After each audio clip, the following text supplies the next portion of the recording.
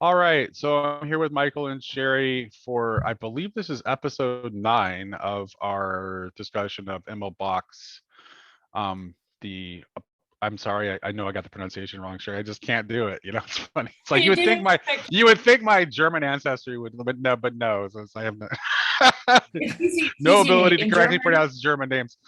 Uh, In German, an O is always an O sound. right. Bo, So it's oh, Bock. Okay. I'm capable of saying it. bo. I can't get into the habit. It's like I have the capability, but I can't habituate myself to correct pronunciation You of don't that need to. particular. And He's what was dead that? anyway. Yeah, he's dead. He's dead I anyway. said he's dead. But this is episode 9, but we're actually still talking about chapter 7, even though this is episode 9, because we all agreed that the image of the woman clothed in the sun that he talks about in this chapter is it's an important enough image to have a separate discussion about. So this discussion is going to be entirely focused on the meaning of the image of the woman clothed in the sun in the apocalypse. But it's not necessarily going to be focused just on what Box says on the text. I want to just go ahead and like let the conversation go where it goes. Um, I am going to, rather than read from the Apocalypse of John, I'm actually going to read from Bock's book, The Threefold Mary. This is from section 2 on the soul aspect, from the Threefold Mary, where he actually kind of develops it a little bit more. He's a little bit more explicit than he is in the Apocalypse of John, and I thought that would be kind of a good introduction. So I'm just going to read for a bit here. Yeah. This is on page 33 of the translation that I have. Uh, let us focus our inner eye again on the image of the childlike Virgin Mother, Mary attending her baby in the manger. The mother is more than a woman of flesh and blood who lived on earth 2,000 years ago. There is a timeless quality to her in which we must try to find the reflection of our own higher being. Now let us turn our gaze to a variation, a different form of the Christmas theme. It is found in the end of the New Testament. The image is not idyllic and filled with heavenly peace like that of Bethlehem. Here, the heavens are torn apart or are torn open as the spiritual world reveals the image of a woman of majestic size. Clothed in the sun, she stands on the moon and wears the stars for a crown. This woman is about to bear her little son, but mother and child are in danger. The dragon lies in wait. A battle is breaking out in heaven. The archangel Michael and his legions are defending the mother and child against the dragon's powers. Here we have an apocalyptic Christmas scene contrasting sharply with the peaceful lyrical scene described in the Gospel of Luke. But we must ask, what do these two women have to do with each other? Is it even permitted to juxtapose them and call both scenes Christmas images? It might be helpful here to supplement Luke's Christmas scene with the one described in the Gospel of Matthew. In Matthew 2, we have the mother and child, but under threat, like the Mary of the Apocalypse. The dragon has taken on human form in Herod, who represents the threat to mother and child. There is as yet no need for the archangel's legions, but the three wise men, these noble protectors and helpers, have the authority to thwart his intentions. And the angel who appears to Joseph in a dream is able to save the child by directing his parents to flee to Egypt. Thus, we see the first hints of the apocalyptic drama are already present in the gospel account of the Christmas story. As we place the peaceful and apocalyptic Christmas images side by side, we become aware that today we are making the transition from one to the other. Mm. Actually, we are already quite close to the second. In the future, the idyllic Christmas scene described by Luke and the merry mystery that forms a part of it will come only to those who've already endured the firestorms of the apocalyptic Christmas event. They will have learned to see the divine mother figure as the image of their own souls, and the child about to be born to her as the spirit growing coming to life within them. In future, we will not be able to find our way back to the idyllic Luke Christmas experience and the Mary mystery as part of it until we have gone through the trials and firestorms of the apocalyptic image. In those storms, we must first learn to see the Heavenly Mother as an image of our soul. We must learn to see the spirit child in her womb and about to be born as an image of our own budding spirit. We will be able to find our way back to the serene inwardness of the Luke Christmas account only by way of the apocalyptic image. When we do, we will possess it on a higher level. But first, we must lose this ancient Christmas and the soul entirely. Today, we can no longer simply see the Virgin Mother as an image of the human soul and the little child on her lap in the manger as an image of the spirit growing within us. Soul and spirit, mother and child are threatened precisely because humanity has lost the mystery of the spirit. Humanity has become tremendously clever, but is entirely lacking in wisdom. Our brains are full of abstract constructs. Spirit is not what it used to be and still should be. It has become an evil spirit. Our souls are half dead from the onslaught of the chill, the frost of thinking that lacks all soul. Souls can no longer produce warmth or love because the little bit of life they still have is continually consumed and struggling to survive the frosty winds blowing over them out of the heads and hearts of others. How can we bring the mystery of the Virgin Mary to life again? We have looked back to the time when the original Marian revelations were not yet used up, when the spirit light humanity received from the bosom of God before the fall still shone. But then there came a transition from the feminine to the masculine principle of cognition. Cognition was no longer in the hands of those who were open to the divine, but of those who were enclosed in the earthly sphere. When the gift of heaven faded and thinking and cognition grew ever more earthbound, Christian leaders grew alarmed at what might become of human thought in the future. One of the most important historical turning points occurred here, one that brought basic changes to the face of Central Europe. Out of the undefinable depths came the urge to fell the great forests and start building cities. These cities were surrounded by open, light-bathed pastures and fields of grain. People who had previously lived in the quiet and isolation of the forest now lived together in big cities. This strong, sudden cultural impulse, which occurred around 1200, came out of an inner human awakening. A new spiritual capacity was struggling to be born. Humanity could no longer remain in the dreamy sphere of feeling. People had to rub the sleep from their eyes and awakening take a very specific step. Using terms coined by Rudolf Steiner, we may say that humanity had to step out of the sentient soul and into the consciousness soul. The human soul had to give birth to a capacity to receive the spirit. The sudden impulse to found a new kind of culture was the outer expression of this inner development. Seemingly overnight, the culture of the cities and the bourgeoisie appeared. In the beginning, city building was still steeped in the patriarchal element, but through awakened thinking, through the developing consciousness soul, humanity grew into a totally new state, that of individual freedom. At the same time, there were losses. Awakening intellect now regards heavenless, focusing more and more on worldly things. Where will it ultimately lead?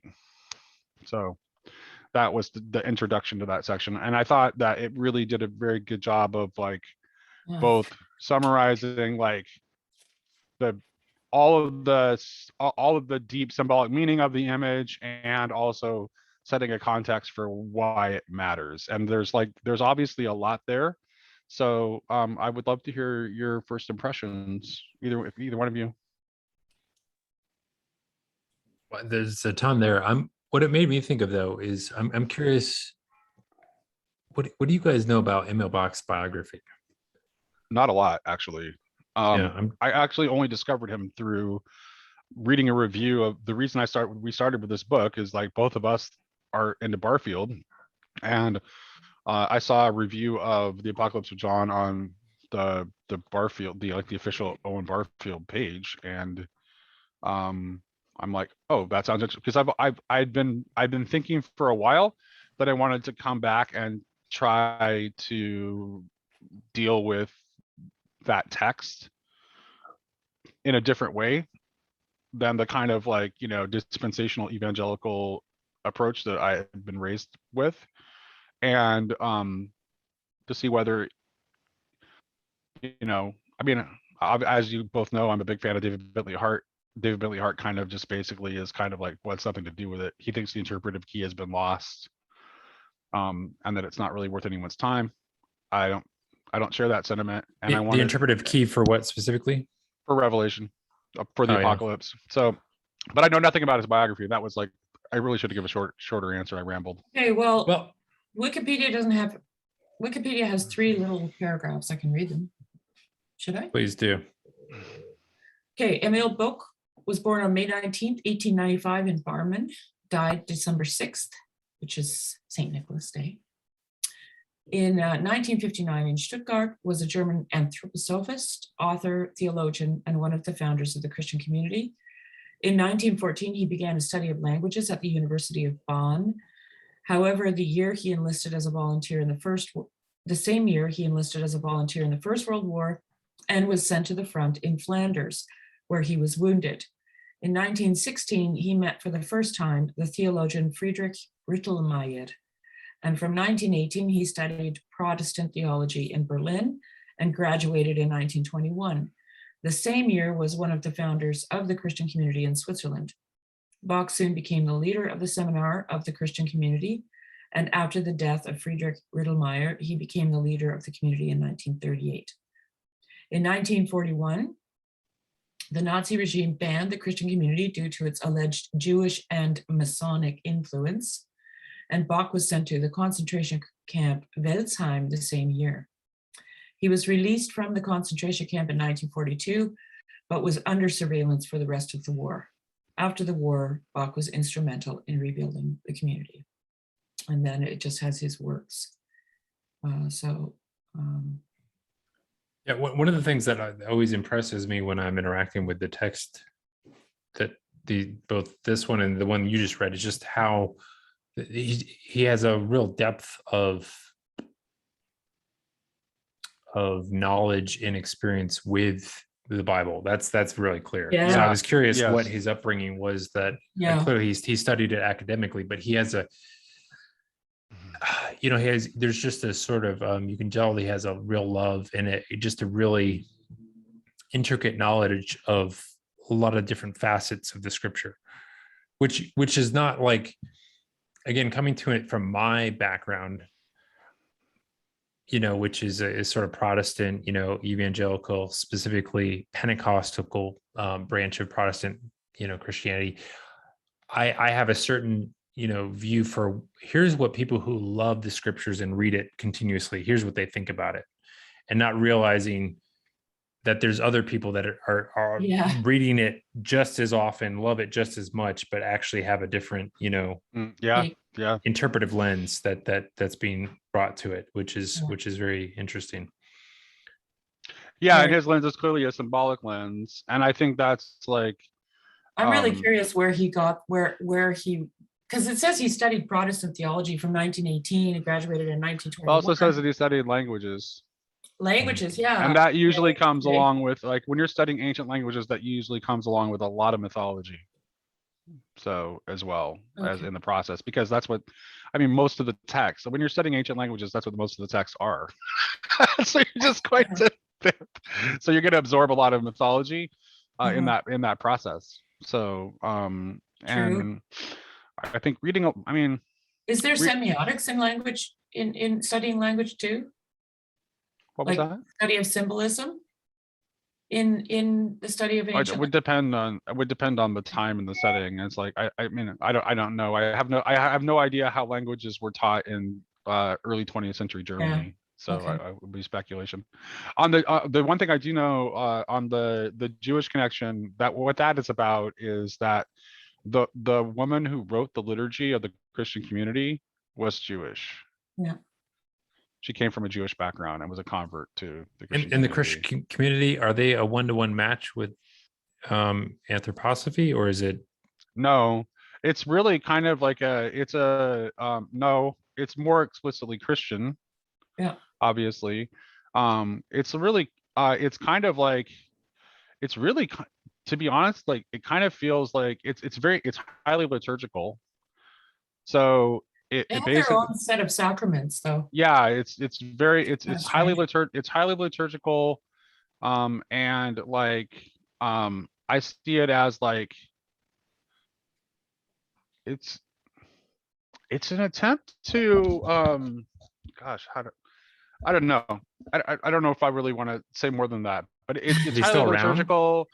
And Yeah. well, actually, I'm kind of hesitating to say the thing I want to say. Say it. I, Say it then. I think it's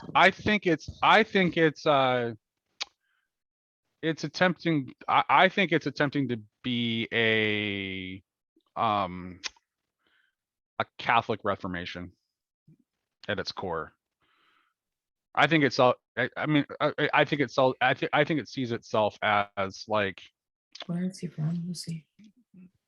yeah. I think it sees itself as having Catholic and Apostolic roots. I think it's just. But he I, studied Protestant. He was definitely a Protestant, though. yeah, he was, which Yeah. is why he felt like, which is why he would feel comfortable doing such a thing. But clearly, but if you look at it as like, if you look at the actual, if What you if look at the it's what if it, actual like theology going on here, and the highly liturgical nature of the Christian community, he's like he's moving in a very Catholic direction. yeah, but what if that's just a result of his like I think he's trying to re-mystify. Yeah, I think there's a lot. I would say that he's very much in the same spirit as Burma, right?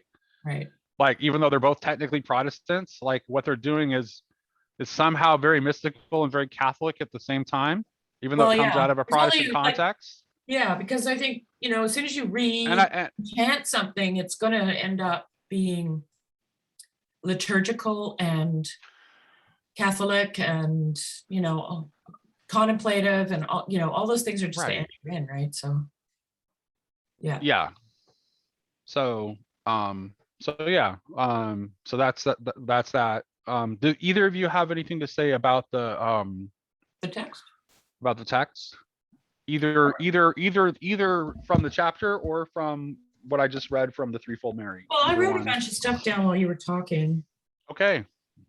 I want to hear. It's kind of stream of consciousness, whatever. That's perfect. Just go start with the first one and let's see where it goes.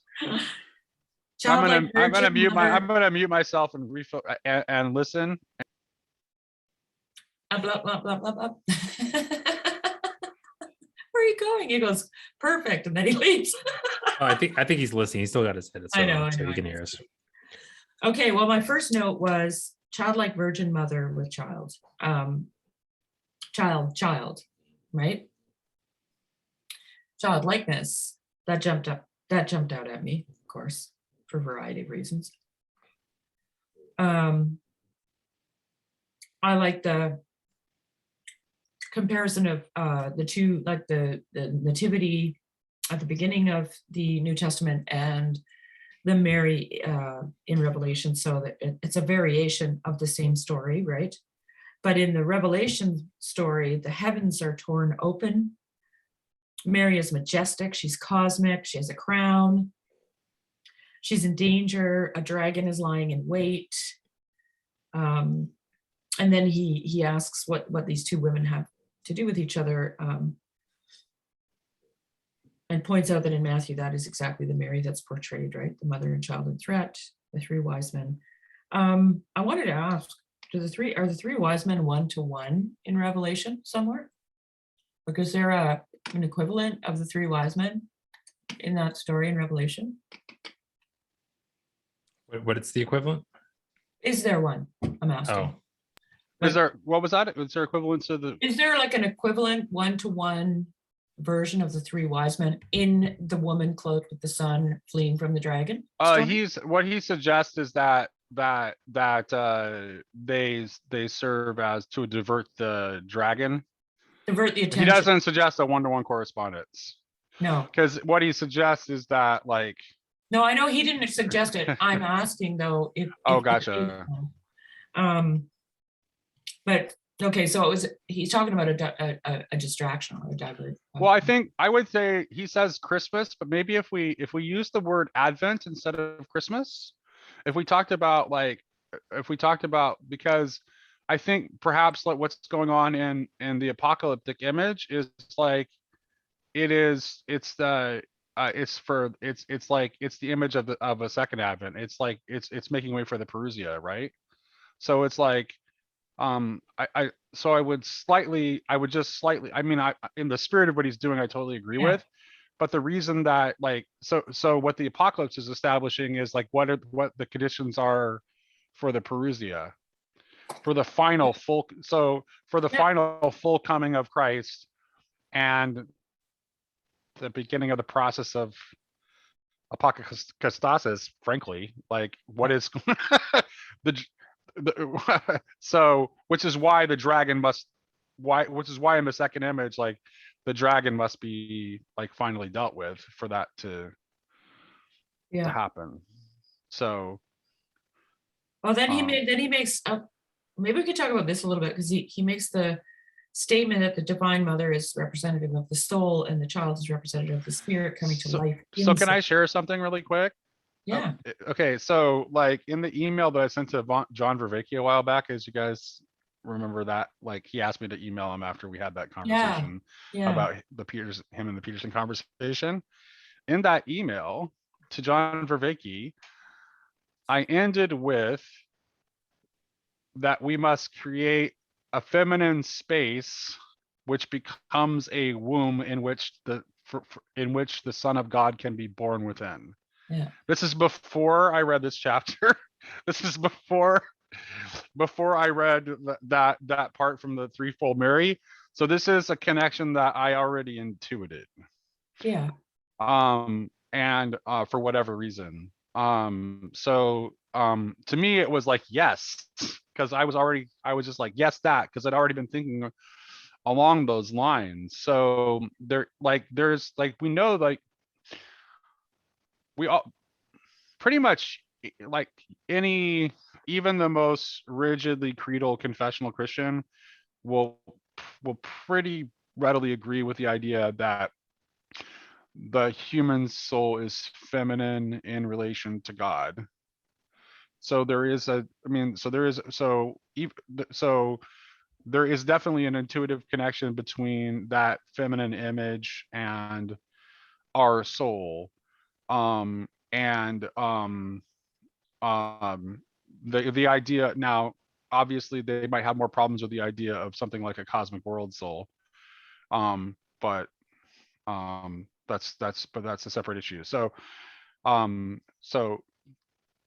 the idea that the idea that somehow there's a connection between our soul and the feminine, and also like that our soul, that we're in the process of divinization, is also going to be pretty widely, so that much we can like have like pretty widespread agreement on. And I think that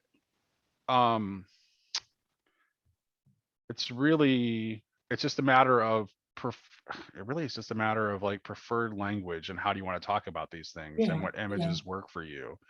But that like they're all attempting to express the same idea, which is the idea that I was expressing in that email to John when I said that essentially like there is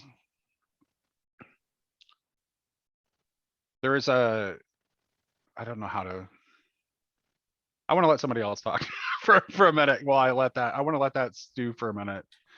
I don't want to just I just want to say one quick thing to that. I think that line you said was very poignant, right? About this feminine space for the Son of God to be born. And I think there's something about that space that is necessarily now communal versus, in the story, the original Christmas story, it was just Mary who said, let it be. But now we're talking about sort of a layer of complexity above that. What's funny to me is that it seems to me, if you just look at the church and its effects on history and where we are today, and again, I'm influenced by Barfield in this evolution of consciousness. I think that's a very good lens to try and think about things, or at least there's insights that you can get by looking at it. It seems like one of the things that the church achieved originally was it really furthered our sense of the individual, and like and trying to maximize maximize more and more people being thought of as persons, first of all, but also that a sort of a trying to also maximize the sort of space around each person such that they could grow into this sort of unique shape. That's kind of like, you know, if you can think of, if you agree with like Tom Holland's idea that like really secularism is just Christianity light, like it's taken certain principles and tried to, and is just developed. I think that's definitely one of the core tenets of, you know, modern secularism, is this, which I do think it's gotten out of control. Right. But I do think, you know, it's paradoxically, you know, it's the one and the many simultaneously. So like there's this need for a communal womb, something that's like of a larger structure. But I think part of what's going to be birthed is even more individuality in the individual. I don't know how to say what I'm thinking, but it's, in some sense, like I feel like the church has started this process of, let's call it, because individual kind of has a negative connotation as opposed to persons, but maybe individuation, like where the I think of it kind of as maximizing the capacities in what's available to each individual in terms of, or person in terms of who they can be, and how their gifts and abilities and just who they are can be manifest and received by the body at large. That still needs to go to another level, which I think, sorry, this is all a big ramble, but I felt that's what I was hearing when you're talking about this feminine space. Like it's a feminine space that needs a communal area. Yes. Where all these seeds that we all are can well, kind that's of what die but to me the concept of personhood is like, it's an expression of this concept of multi-unity. I'm going to steal, I like, we on the Voxer, we often have been saying like unity and multiplicity, or you know, and that polar tension. I'm stealing that, but Bulgakov just uses the term multi-unity, right? And I that's like a little less clunky, so I'm going to steal that from now on. But that's what it is. It's a multi-unity. And that's that's what this idea of like the world soul, or Bulgakov's notion of the creaturely Sophia, like that's what that's an expression of. And Christ is too. They both represent, like they're the masculine and feminine aspects of it.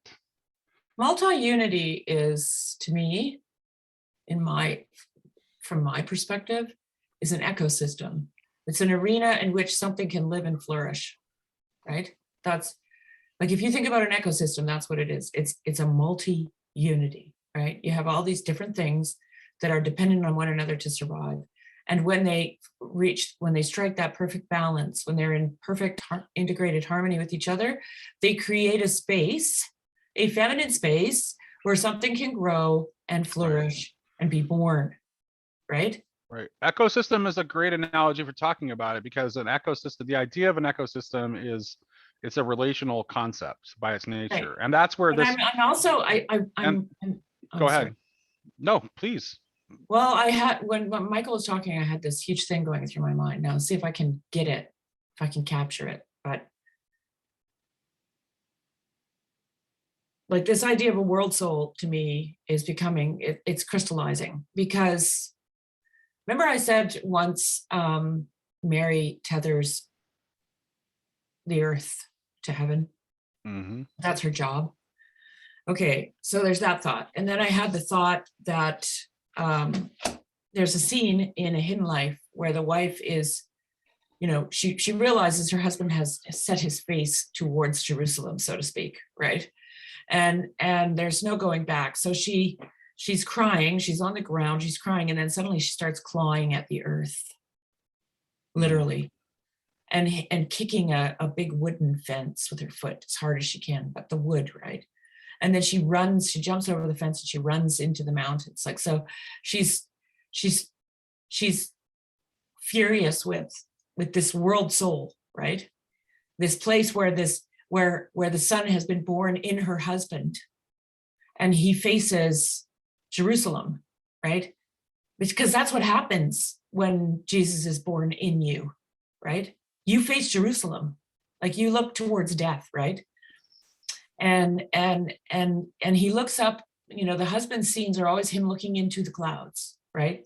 He sees something coming in the clouds.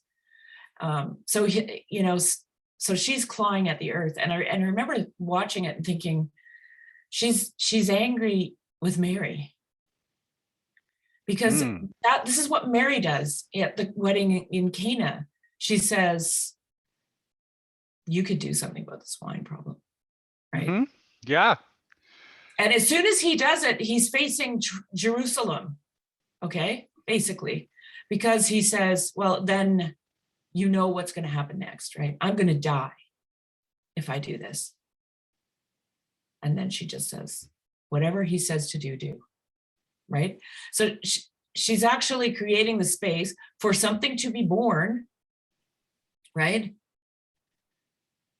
But it means death. So it's you talk about polar tension, right? The wife expresses it perfectly in that scene where she starts clawing at the earth, because the earth won't give up her child, right? And her child will be born, and it will be born to die, right? I mean, but spiritually, right? And yeah, I don't know if I'm making any sense. And then I just read this. Okay. On page 96, he says, it is the myth of the human soul which is revealed here in the heart of the apocalypse. The woman in heaven who appeared to the writer was seen by the clairvoyant souls of ancient people and described as the heavenly mother, because in this picture, the world's soul itself appears. And now that's exactly, what I'm trying to say. Our whole cosmos, to which not only the earth, but sun, moon, and stars belong, right? Crowned with the sun, moon, and stars. Right. It's important to remember here. We can look to Bulgakov for help here, I think, because it's important to remember that the world soul is creaturely and not divine, right? Yes. So, which is why I think people get the wrong idea of what I think. Let me finish this first. Let me finish this, because he talks about this a little further down. It's not that long. Our whole cosmos, to which not only the earth, but sun, moon, and stars belong, may be compared to a human being. Like a human being, the cosmos also has a soul. We see the body of the cosmos with our physical eyes, although we cannot survey it as a whole. We are ourselves too tiny a part of it to have a comprehensive view of its total form and to recognize all the details as members of its body. The soul that dwells in this cosmic body, the world soul, is not visible to our physical eyes. The intuition of the clairvoyant pre-Christian people once saw it in the picture of the heavenly woman, and eventually it appeared to John, the first to attain the new faculty of vision. In the Revelation of St. John, we divine the time when humanity, under the sign of the Heavenly Mother, will be able to open the spiritual supersensory eyes. There's more there, but I won't read all of it. But anyway, I think Michael wanted to say something though. Go ahead, Michael. Well, so watching that Milbank thing on the Bulgakov and Sophiology is interesting because, so I mean, I get it that like in some sense, wisdom in this world soul is they're all like one thing, but they're also separate. They're like there's a weird separation. But one of the points he makes out there is, for Bulgakov at least, there's a sense in which this world soul is nested in God. Right. But then there's also a sense in which God is nested in it.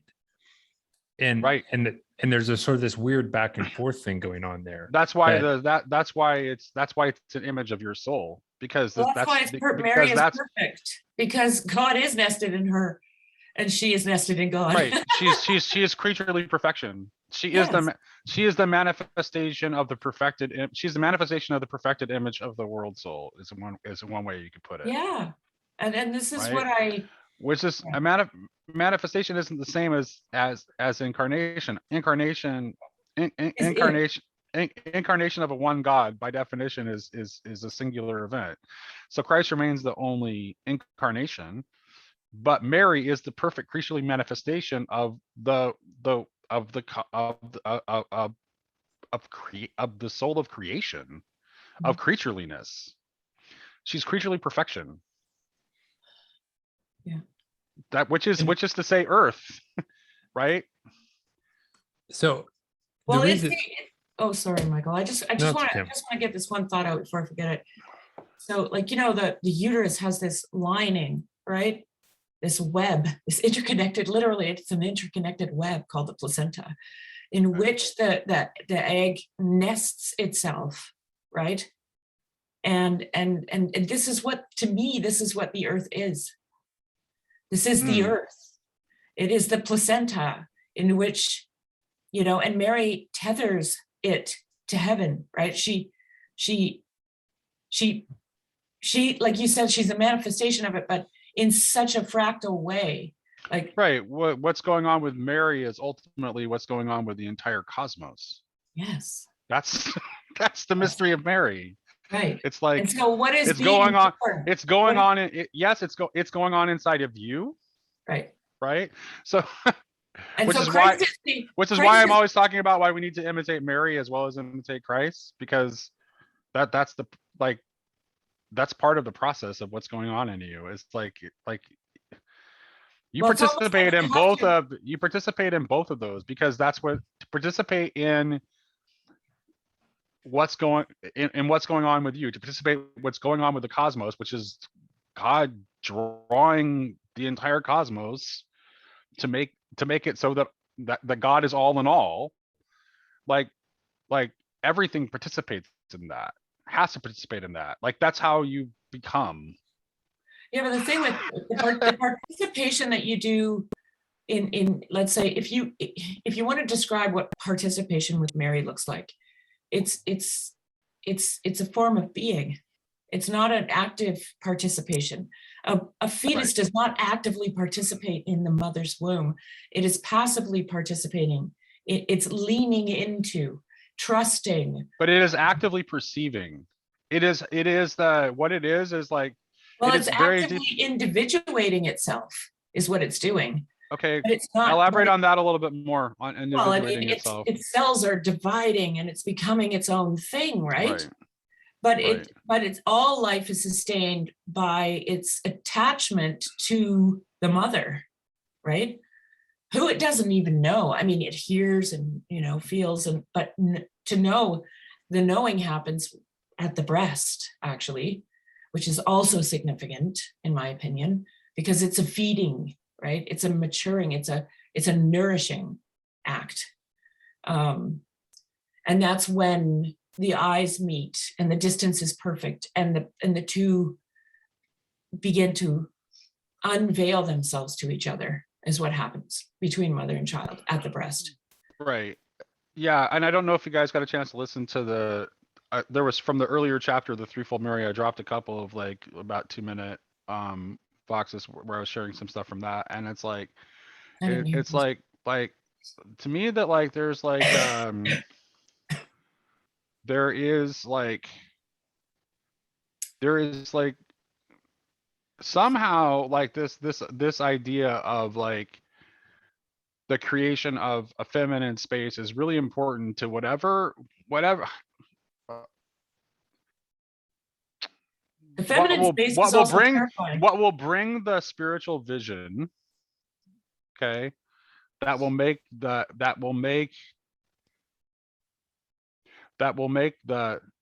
Perusia, or to use the Barfieldian term, let's say final participation, a possibility. There has to be a recovery of the feminine, and I mean the actually feminine, not the feminine putting on masculine garb and taking on the masculine role, but a recovery of the actual feminine is absolutely critical to the recovery of that, which is kind of what he's talking about in the little section I read about it, read in the beginning. He's talking about how like this hyper masculine abstracted way of thinking is cutting us off from spirit entirely.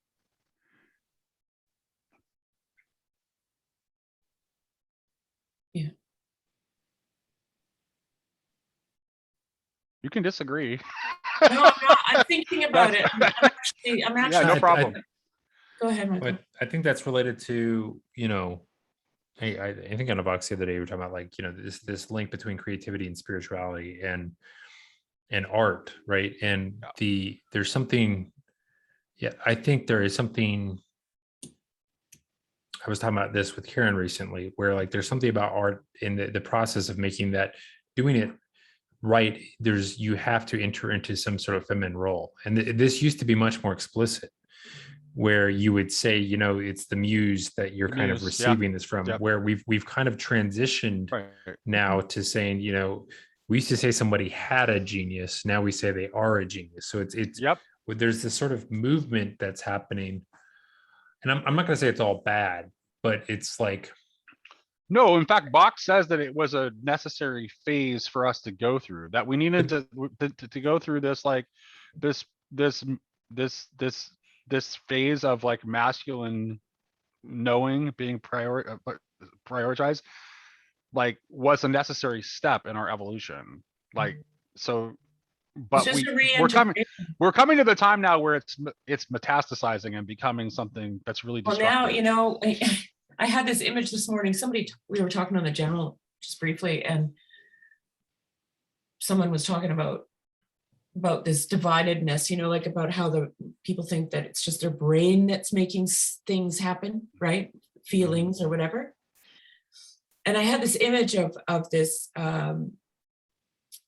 mobile, the mobiles you hang over babies' cribs, and the brain. The brain is the thing that the body, which is the mobile, is hanging off of. But it's like a mobile that has no life of its own. It's entertaining, and every now and then some wind blows it around, So it's just like this limp thing. It's just like at the mercy of whatever newfangled thing is blowing past it in order to the get body any or kind the of brain? animation. The body. Yeah. Like if you think that the brain is the top of the hierarchy, and the body is just this thing dangling, well, then you would actually are denying yourself the opportunity to participate in because I think that this final participation is basically integrating an embodied way of seeing the world with an intellectual divided, way of seeing the world. Right? It's bringing together the mind and the body. That's what it's doing.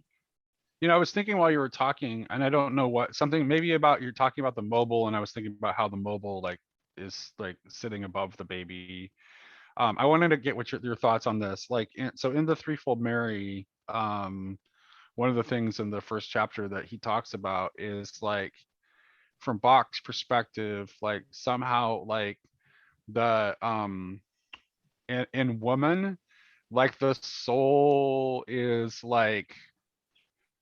less, it's still more connected to heaven and still kind of floats above in a way that is, whereas in the masculine energy, it's gone completely into the bones, actually. Is the phrasing that he uses. And I was thinking about how you're always asking that, why do we have a body question? And I wanted your thoughts on that. That's interesting.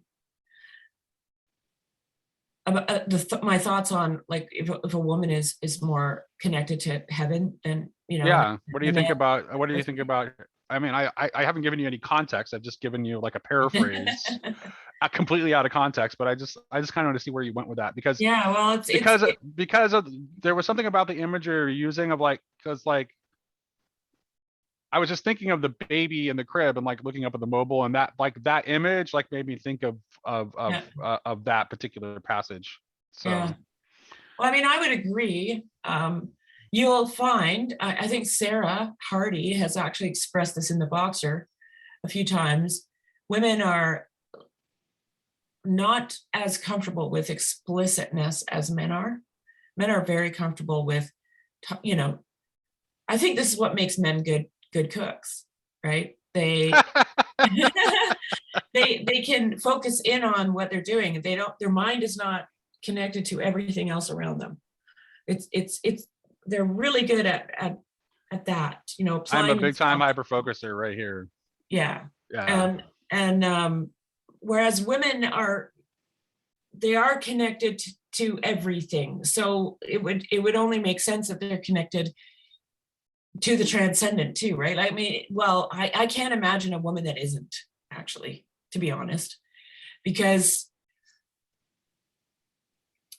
when you look at your baby, you're looking at something that's a miracle. It's always transcendent, right? Like it's just not, there's, you know, you can maybe think of, you know, reasons why it isn't, but it's, your intuition is always going to tell you that it is, as a woman, you know, and that it's a gift from God, right?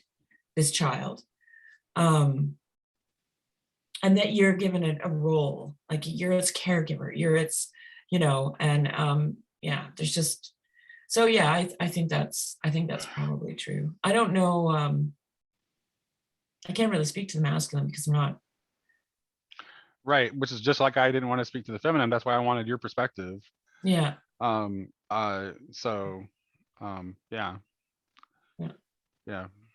That may have been a sidetrack. Sorry about that. It just I thought about it while you were, Yeah. you know. So What's really interesting though is I keep thinking about that scene in Hidden Life, and okay.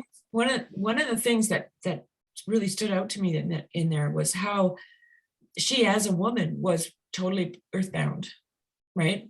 Throughout the whole film, she's constantly toiling in the fields and raising the children and cutting up a pig, and like everything is, she can't go anywhere. She's earthbound, and it's the earth that she's angry with because, and her husband is he's in prison. Okay, and then there's that juxtaposition where she's in this amazing space, like beauty, right? Right, but where does, okay, this may be a sidetrack, but this, I'm going to go there because I'm just going to try to follow where my stream of consciousness goes here. So when you talked about that being earthbound, the first thing I thought of is going back to the text, where like where the woman clothed in the sun and fleeing from Yeah. the dragon, she goes into the earth. Like I know. This is interesting. Which makes me think about like the kind of like the you know, the Kabbalistic tradition about like, you know, the hiding away of the Shekinah in Yeah. basically in the earth too, right? So it's Right. like there's a kind of mythological connection there. Yeah, and I guess So it's like, good that you mentioned that way, because that's kind of the conundrum that I'm getting at, is that you like, but I don't actually think it is now that if I think about it, because if the feminine's job is to create a space in which life can flourish, well, that is the earth. well, yeah, but there's no, the earth has always been connected to the divine feminine, right? I mean, like, I mean, Yeah. any I mean, almost like pick a mythology, and almost any mythology is going to have some sort of image of Sky Father, Earth Mother. Yeah. Right. So like Well, I mean, connection. Adam was made from the earth, and Eve was taken from him. Right. So, I mean, he was the dust of the earth. Right. You know. Right. And she was taken from him. Right. So Bock actually is I didn't know this until because it's not in the Apocalypse of John, but he seems to follow the sort of he seems to follow the strain of rabbinic thought that thinks of Adam as having originally contained both the male and female elements. Well, I would think so. within like, so being a Adam representing humanity, which is Yeah. why you have the two separate creation stories, Yeah. right? Where you have initially it's like Yeah. humanity is created like male and female, but that's both contained within Adam, and then later like Eve is drawn out. So like the Right. feminine is differentiated, but they used to be together. And somehow it's like, well, if you look at so there's something about, that's to me that's key, right? Because there Yeah. seems to be a lot of intimation here, like in the different images we've been talking about and these different little threads. There seems to be like something about like whatever, like there seems to be some sort of integration of the masculine and feminine that Hello. is required in order for us to evolve to whatever's next in the process of. Am I totally crazy? No, that. Yeah, I mean that's what a marriage is. A marriage is a symbolic. It's continuously. And the two become one flesh. Right, representing that. It's the two coming back Right. together. Right. And this is, to me, this is also the left hemisphere. Which This is representative of the union between heaven and earth too. Left and right hemisphere, heaven and earth, all of that. Right. So yeah. I just want to say what you're articulating for me is why I have these really big questions about our ability to have impacts on God. Because for me, it's the two becoming one affects both irrevocably. Well, I'll be like, why the bride imagery?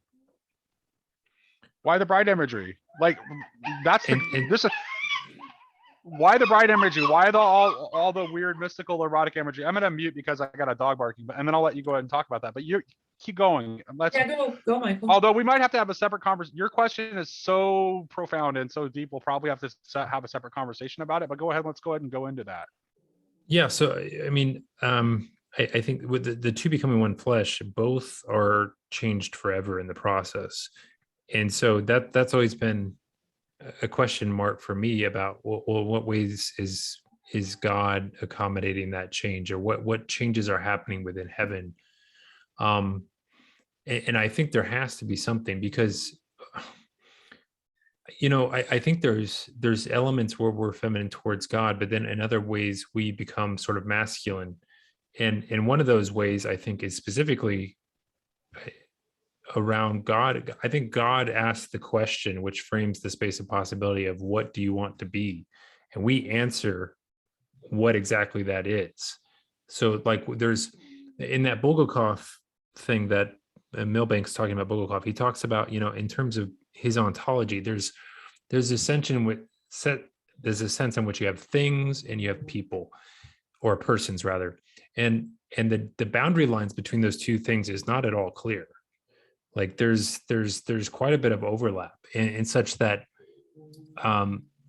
things have this kind of personal quality in them as well. And so like anytime we talk about these two things becoming one, I think, I don't know, this is it's like kind of above my intellect level, but I'll just say this. I want to understand I want to try to understand what the stumbling block is about the two becoming one. The two becoming one are affecting change in each other. Is that what you're saying? Well, no, I just don't see how that fits into doctrines of divine impassibility / immutability. If God is, why. That's why I need to know. Like, because if he can't change, then there's nothing. Then it's a one-sided thing, right? Which I don't think that's. And also the other thing who can't, like, okay, can we just walk it back? Like, so, because I really want to try, I'm not really understanding it, Michael. If you have a marriage and you have two people who become one flesh, who's not changing? Or who's unchangeable in that equation? You mean, like. Oh, I get your point, Sherry. He's saying that what you're saying is that there aren't two separate. No. Because you're pointing at the unity, right? So Yeah. So Michael, the limit you're posing is keeping the multiplicity, and Sherry is saying, but no, it's a multi-unity now. Yeah. So whatever happens once it's a multi-unity, it happens to both because they're one. Right. Even though they maintain they maintain their distinctness, there's still a oneness there. Personhood. Right. And personhood is what it's in, which is that and that it's specifically in the personhood that it happens.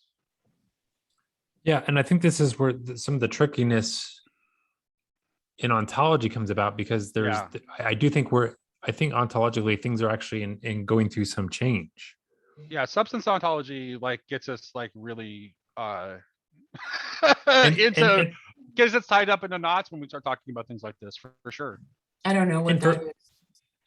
I don't know what substance ontology is, but it fine. doesn't matter. But- Okay, but- explain it. So, but think about it this way. So I think one of the reasons, you know, when we talk about things like theodicy, right, when people talk about like their concerns over evil, one of the largest parts of that concern isn't just that evil occurs, but that it occurs on these tremendously long timelines. Yeah. And so I think it's really important that whatever our concept of this theosis that we're going through, there needs to be a sufficient explanation for why does it take so long. Right. And I would submit it's because the changes aren't just taking place within us, they're taking place within God as well. And that's in some sense it's a necessarily, change is never without pain. And I would say that the pain is yeah, but I don't understand why there have to be changes in God. So are you thinking because that, otherwise how can the two become one? you mean the bride and the bridegroom, Mm-hmm. the body and the mind, the man and the wife, all those things are becoming No, God one? and man. Yeah, but Is all those ultimately what things that is a you are- shadow of. Yeah, but they're all representative of the same thing. They're all types of the same thing, right? Like this, like what Nate's talking about with this multi-unity, right? It's all the tension that's held in between unity and multiplicity. But like to me, when the two become one, let's say the husband and wife in this case, they actually reflect the image of God. That's the thing that never changes, right? And they become it as they merge into each other. Like, you know, it's like, My problem with divine impassibility, mutability is it's a version of things where God is in this pristine form and we are feminine and we map to him slowly over time. And there's absolutely no change in his structure, but we just change completely to map into his. And that's how we become one. And what I'm positing, I think has to be true, is that both are happening. And I think that has to be true to some extent, because in some sense, only God is real. And so if the changes that we're undergoing aren't affected in God, they're not real. And in some sense, it's almost like we're in a simulation. And the simulation is there for our benefit, so we can kind of but like how get could our the real become more real? Like the real is real. Like I think like what you're saying. Okay, just backtrack for a moment here. I think and that you're right, this probably needs another conversation because it's no, deep it down does. the It rat needs hole. a totally separate conversation Yeah. because this is a big deal. This is a very big deal. Because it's going to touch on a lot. I would want to bring in that David Bentley Hart little comment from Father Kimmel's blog that I shared a while back, where he actually he specifically addresses this issue of why we couldn't just be divinized immediately, like why the process is what it is. He specifically addresses that, so we can talk about that. Like there's a whole bunch of stuff I would want to bring into this. And also like there's also a paradoxical interplay between time and eternity going on here, and the question that you're asking. And it's actually like, to me, like the question you're asking like is like, it's really important. And I actually think there are other people that I would want to get involved in this conversation too, because I think, for example, like Jess, with all the thinking he's done on the book of Job, because I Mhm. think that the question that you're asking, Michael, is also like part of what's going on in Job as well. Yeah, it is. And so there are other parties I would want to be involved in the conversation, and it's like, this should probably be our next conversation. We should probably just go ahead and like, definitely, rather than moving on to the next chapter of Apocalypse of John, we should have this conversation on on Michael's question, because it is a really deep question. Because Yeah, go like ahead. just really quickly, because you mentioned Jess and made me think of this. Jess and Sherry were talking about this idea of withdrawal, where God actually kind of, we come to him, we're like, oh, tell me what to do, God, tell me the perfect thing, and he actually withdraws and says, what do you want? Who do you want to become? And I think in that withdrawal, it's not a complete vacuum, but what is left is this sort of feminine wisdom of God, and it does limit the possibilities that you can choose, and it makes sure that it kind of keeps us within a certain safety net of sorts. But it's almost like there's a sort of parchment paper there that we actually write something on that isn't just affected within us, but is affected within God as well.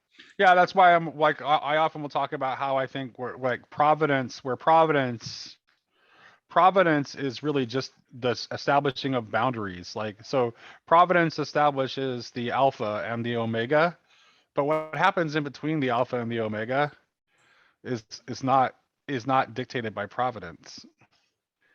And that I heard this really interesting explanation about God knowing something and ahead of time. It was a couple of theologians. They had a podcast on origin. And one of the guys said, the idea that God knows, that God knows something ahead of time, is to put God in the shoes of a human being, looking from a human point of view. Yeah, he made this analogy. It's like when you watch somebody going down the street and you see, and let's say they're on a skateboard and you see their body kind of losing its balance, you know what's going to happen next. Right? Mm-hmm. They're going to wipe out. It's going to be, whatever. Are you responsible for not stopping that from happening? No, because you don't know how, you don't even have time, right? It's just this split second of, oh, there he goes, kind of thing. I don't know if that has anything to do with your conundrum at all, Michael, but that came to my mind a few times when you were talking about it.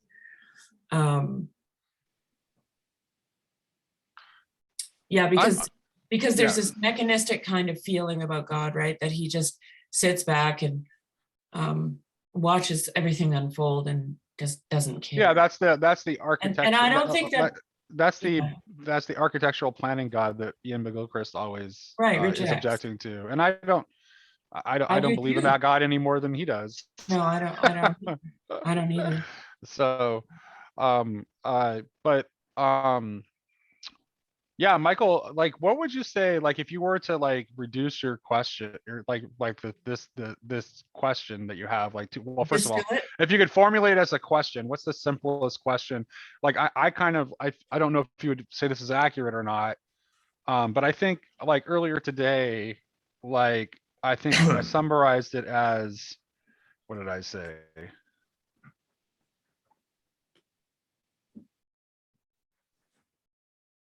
I don't remember how I summarized it, so I'll just let you talk.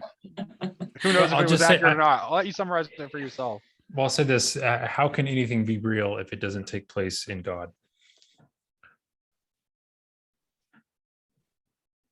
So you're saying that, right? And this is like this actually does play into one of the conversations we had earlier about the Apocalypse of John, where I actually otherwise what we're going through now, the life and death struggles that we endure on a daily basis, are a sort of a simulation.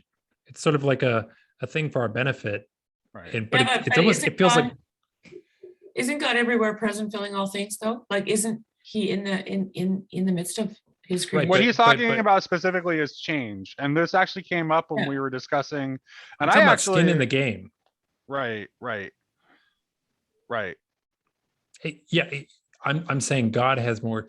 I feel like existing ways of. You're saying this. So what you're saying is, like, to bring this back to the context of our discussion of the Apocalypse of John, we were hinting around this very idea when we were discussing the image of the Lamb and Revelation 5, where it's like somehow in that story, if Bock is right that that is a New Testament version of the Genesis creation story, if he's right about that, what you see happen in that story is the potential for change that which it begins in the heavenly court with the transformation of the lion to the lamb.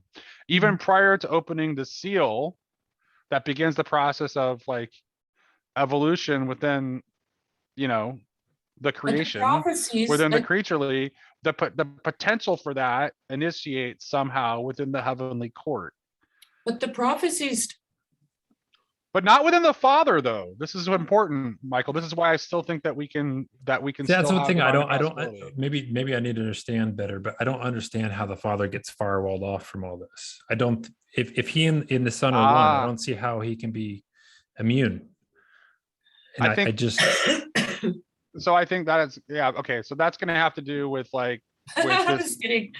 This is going to have to do with this concept of multi-unity, Yeah. I think. So I wanted to say one firewalled thing off. It's about an interesting. Messiah ben David and Messiah ben Joseph. Messiah ben David is the lion. Messiah ben Joseph is the lamb. Okay. And those two prophecies are the same. I mean, Jacob would argue with me on this, but they're describing the same person. Those qualities are contained within the same person. There's no change happening there. This is why. Well, images associated with both are definitely like associated with Christ. Right. So, Well, yeah. And Messiah ben David is Here's the thing. he's of the house. change- He's of the house of David, but he's associated with the vine, which is associated with the Messiah, ben Joseph. David? So there's If- like if both you're- come if- together. if the What is the posit line? is, Oh, but if sorry. we say no change is happening, then what I can't escape the conclusion that all of this is what we're doing right now is very unnecessary. Well, but okay. Yeah, but But- what about the verse that says that it talks about the rock either falling on you or you breaking up against it? Like to me, the rock is the rock, right? Either it crushes you or you break yourself on it. It's not going to be anything else. Let's say for a moment, boy, we're just gonna, okay, this is gonna be the preview, the preview conversation, because I can't not, because it's too interesting not to get into. Okay, so let's say for a minute, Michael, that we just say like, okay, let's just like toss out divine impassibility. And so how do you account? I want to know, okay, so how do you now account for, how do you account for how we become and how anything exists? If there is not some aspect that is unchanging. I know what you're saying. Yeah, you're saying there has to be some ground that's unchanging. Correct. But I don't see, I feel like that's the argument for this, is it's a philosophical argument. Like the system Okay. doesn't fit together without this piece. So you're saying that like your understanding of what we have. I don't have a philosophical system to replace Right. it with. I'm just saying, based on my reading of the scriptures and based on Okay. my understanding of what it promises, and based. Yeah, but how do you trust something that possibly you can manipulate? That's every relationship ever. Right. But that Yeah, but I that's mean, always a this is the big possibility. one. That's always a possibility. This is But the see, here's big one. again, I think this is part of POS theology. I really do, because I think we need God firewalled from us because we have such a low view of ourselves. We, like M.L. Bock says, like God chooses to trust man. I think this is a big hurdling. This is like something we have to get over. I mean, that's how I see it. I'm not saying I'm right, but Well, I agree with that. I agree that. I'm not saying you're wrong, and I'm not saying you're wrong. I think, and you're asking a question that is like a very big deal question. And I would summarize now I do remember how I summarized your question. I would summarize your question a little bit differently than you did, because it seems to me like what the question that you're asking is the deeper version, I think, of the question you're asking is like, why does God need me?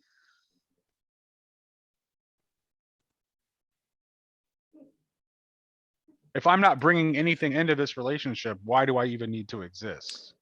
Yeah, I think that you're right. It's like, well, what is our true value? Right. That's part of it. But I think like I don't know. I think I don't know how creation can be good if it's just sort of this movie or this play act that gets replaced with the real thing eventually. I think what we're doing right now has to be integral to it's the seed of the thing that comes next. It's not like some sort of like, rough I would draft. agree with that. Yeah. But I don't think that you have to let go of, I don't think you have to need, I don't think it's necessary to let go of divine I'm not saying it impassibility is. I'm not in saying order it is. to have that. But I agree. I totally agree with that. And I'm like, as you know, like, I'm like, it's like divine impassibility is still part of my sense making, but it's not something that like I would not like if I was able to make sense without it, it's not something I wouldn't be willing to let go of.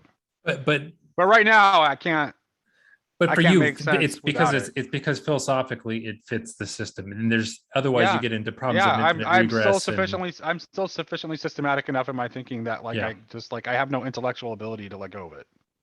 Yeah, well, see, for me, Michael, the idea that trusting someone that I could possibly manipulate, I think that's what Calvinism actually is doing.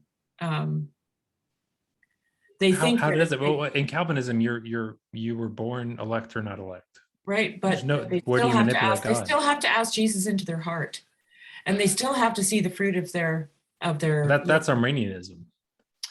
I mean, well, you get to yeah, but you get to Calvinists. Calvinists still think that too somehow. I don't know. Don't ask me to explain Calvinism, please. But so my point is that I'm like about the least equipped person to do that I can imagine. but my point is this: as a universalist, God is ultimately not the thing that I can manipulate. He's singular in his vision of reconciliation and redemption, and that is the is my son manipulating me when he cries for food? Yes, of course he is. I think that's an impoverished view. Well, I'm no, sorry. he Yeah, has to. But I'm sorry. He has to. I He think- to manipulate you. But Otherwise- I think the semantics of the word choice are poor. Yeah, I would agree with that. I don't think that's manipulation. Like to have a need, and to make another party aware of that need is not inherently manipulation. Manipulation is like requires like a Manipulation level. has a bad connotation, but it doesn't necessarily mean it's a bad thing. Okay. And when you manipulate something, you're shaping But it. I feel like you used it in this That's what you're doing. connotation to show why you don't want it to be applied to something that could be applied to God, because it's a sort of it would tarnish him somehow if he could be manipulated. All I'm saying when I use the term manipulation is that I have the power to shape something. Okay. Okay. And I So don't your music, think- so yours, that's a very loaded word. So let's just back up and make sure. So you're using manipulation in like the very literal sense of very like, neutral to me. right. So something, Totally neutral. right. Okay. I can manipulate a horse around the round pen. Yes, you can Doesn't manipulate, mean- but objects are to be manipulated and not persons though. Which is why this entire discussion, the personhood is critical to this entire discussion. I manipulated on all my children levels. their whole life long for their benefit. I always made sure that they were in the right arena. That's a manipulation. I don't think you can okay. Sure it is. Manipulation Yeah. is inherently tied up with the idea of use. And you cannot use a person. No, it's not. Manipulate. Well, maybe I don't understand the word. I have to look it up now. I just think that there's a bad connotation on it, but it doesn't necessarily mean that. You manipulate in creative processes. You're constantly manipulating things to bring out their true form, their true shape. But it's something that's done with things and not persons, though. I mean, it can be done with persons, but it's not. None of us would I think affirm it to be something that is good to do with persons. Manipulate here. Handle, control. In a skillful manner, control or influence a person cleverly, unfairly, or unscrupulously. We're at the. I think Michael had a hard stop at 12. I do. Okay. But So I, this Sherry, is I'm we're not curious. even. We're just scratching the surface here. We're just scratching the surface here, and I think this whole I really think the whole manipulation was just that's just kind of I think that's a sidetrack that it just has to do with all the levels of connotation that word has. I don't think those connotations are meaningless though. I'm sort of a maximalist when it comes to thinking about words and their meanings.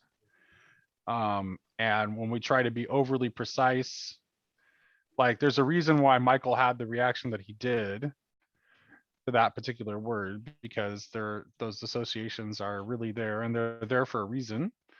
But I think it's kind of secondary to what Michael's core issue is, I think. So And also, I'd just real quick before we go, Sherry, I'm curious, yeah. what your view is on prayer. I mean, do you see that as manipulation?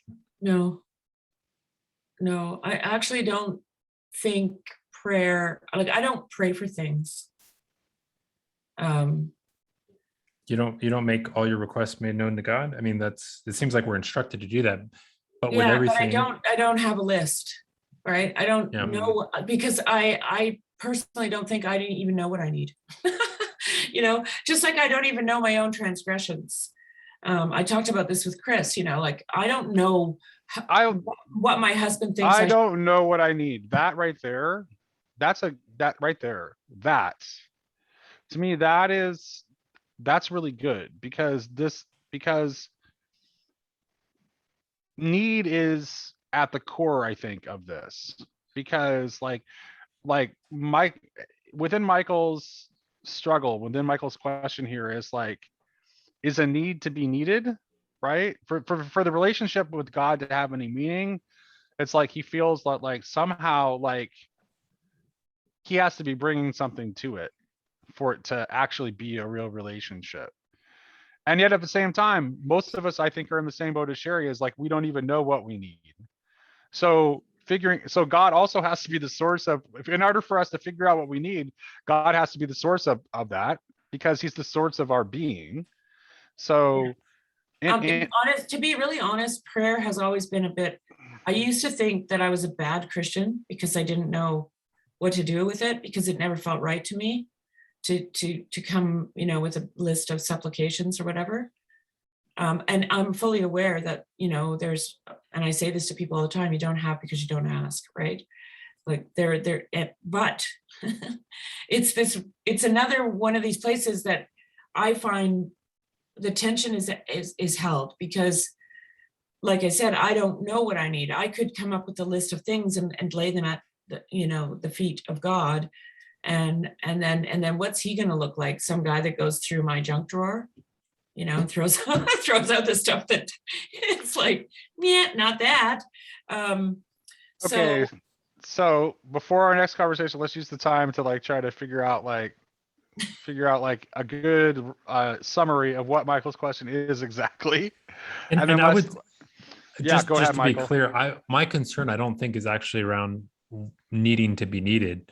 It's more, I have a concern around the question of theodicy mainly. And, okay. And then I have a theory that, that God bears sort of the lion's share of the pain and suffering on himself, and that we don't get to see that. It's kind of hidden from us, but that is ultimately the answer that we get to find. I don't think it doesn't look very hidden in Christ. Well, I think the Father bears it even, in some sense, even deeper than Christ does, because you are definitely not a monarchical Trinitarian, I would say. That's come out of this conversation. Possibly. I don't have, I'm like you. I'm like you on that whole thing. It's like I know Luke is like hardcore like monarchical Trinitarianism, but I'm like I'm agnostic I on don't the know what whole it thing is either, too. Michael. So But yeah, I feel like he's participating with these things more than we realize, and actually has, because of his infinite capacities, actually goes to places we couldn't go. Um, and somehow we participate, because here's the thing: ultimately, I don't think pain and suffering can be good if the ultimate source of good, the true and the beautiful, doesn't participate with it. And So if you're your saying there's question this is, firewall, does God participate in suffering? yeah. so you so Well, and that would also, but are you also asking whether God participates in change and experiences time, or are those separate issues to you? Because like to me, it's like can I because ask? originally you were talking about impassibility, but you're just talking about impassibility. Your main focus in talking about impassibility has less to do with experiencing time and change and more to do with experiencing suffering. Do I have that right? Yeah, but I think I understand why for the Greeks it was an issue, right? To be divine you had to be you had to be unchanging, and there's all sorts of philosophical reasons. But yeah, once you admit emotions, there's change, there's development. But you know, Well, to their gods were certainly changing. Like their gods were just like but psychopath. if we're looking at, like, say, Cal, in his view of, coming from Langdon, he would say, consciousness itself has to have change. And I would say I have a hard time arguing with that. Yeah, but there's a lot. I think there's a lot of presuppositions on your part in the word change. Like I don't know when you say change, I don't know what you're talking about actually, because I don't know Well, how to at, problem at God a real change. simplest level, like, let's say, let's represent God by some infinitely long series of, zeros and ones, right? That has to, those zeros and ones do they stay the same over time, or do they are they in flux? Are they in Well, there's flux no in a such certain series. There pattern is no shape? infinite series of zeros and ones. There's no I quantitative agree. I quantitative agree. infinity. Infinity doesn't exist. Well, See, to me, Because you I know feel like why? Here's why. Because this is why I asked the question about change in time. Because the very idea that a quantitative infinity can exist is dependent upon the idea that a temporal infinity as a series of events can exist. And I don't think either of those are true. yeah, well, I That would agree. mean that the fall would never end. yeah, Well, and I would also say, like, yeah, infinite by its definition has to be expanding, which is changing. yeah. But Michael is. I mean, maybe I'm just too simplistic, but that's what love is. Love is it's constant, but it's changing all the time. It's a But flow. but if love never, if there wasn't some malleability in love, we wouldn't recognize it as love. It would be this hyper masculine thing that just makes perfect copies of everything. It's not what we see. It's this ultimate adaptability to all things, and there's uh, there's a Yeah, but I softness don't and a have any tenderness problem. there. I don't have any problem with that. Like if you talk about it in terms of love, the constant thing of love is what the sun proceeds out of to me, right? Is love itself, Right. And to me, the and notions and of and the changing. the image of the fountain or the river come into play here, Yeah, because like it's like this is why I talk about thinking of the unmoved mover as being not unmoved as if it were some sort of unmovable object, right? Like the rock image is probably a bad image here. It's more like a river like a river or a fountain that is unmoved because of its motion and unchanging because of its motion. yeah, So but the rock. I could accept some sort of version of impassibility that's it's talking about some sort of process that stays the same, because but it has to involve motion, but and motion involves change. So, like, but you could say there's some pattern to the motion such that it is Well, continuous. the pattern over time. is a pattern of loving something into being. Are we? And And here's I wonder right? if we're Which is not. what you, I think, are intuiting. I Like- wonder if what's not going on here is a tension between talking about creation from the standpoint of like becoming, where it's still ongoing, where Yeah. where we're in time, and talking about creation from the point of view of reality, which is eternal. Like if that's like, if there's just like the tension is, that's where I think, I know, even though you started by asking a question of suffering, I wonder if like where the real tension comes from is just I think that's definitely part of it. a point of I would- view, like, okay, go ahead. But I think part of the problem is that we presume that we can say things that have from an internal perspective now. I don't know that we can. Right. Yeah. Well, that's modernity. That's the objective point of view. That's it. And we can't, and we need to let go of that. Like that's kind of like what I'm talking about most of the time. It's like that point of view that we're trying to seize, it's the divine point of view. It's not accessible to us. Right. It's a refusal of our creaturely limitation. Right. So which is why I don't have a problem if my system has gaps in it, because Right. I'm fine with those. But like there's no, and in fact, systems are garbage anyway. So But we're still inclined to think that whoever has the best system is right. right. And We are, absolutely. And that's the wrong, which is exactly what which is what we've been talking, like we're kind of getting into the meat of like where this is actually kind of, believe it or not, it's actually kind of a good place to end, because this is actually where we started the conversation, because this is precisely what Bock was talking about. Like it's that, like that is the hyper masculine, like rationalist, objective, like way of looking at the world, which we're all doing. Even people who like are labeling themselves as like feminists or whatever, like everyone's still operating from the same mindset. And like the genuinely like feminine view that's connected to the world of spirit has been completely lost, which is why we struggle, and that's why we have conversations like this, and this is why we get why it gets tense, and like why we can't figure out what's going on. So yeah. Sorry Sure. for the huge diversion. No, it wasn't. No, this is productive, because it actually shows how it actually ended up showing how it really was linked to what we were talking about, even from the very beginning.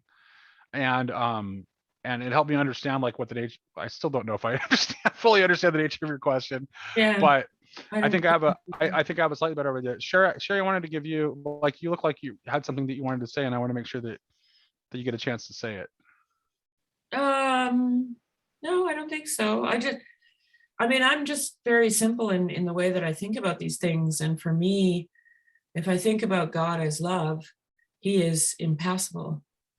He will always love. He will always love, and he will always make that which is right. in It's you say, yeah, right. It's the unfailing quality of it. That's what the impassibility is. It's love that cannot fail.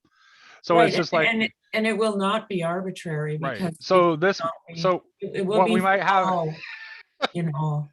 right. So so we actually might have like two different modes of understanding going on here, right? Where it's like, you know, Michael and I we want to intellectually grasp what this means.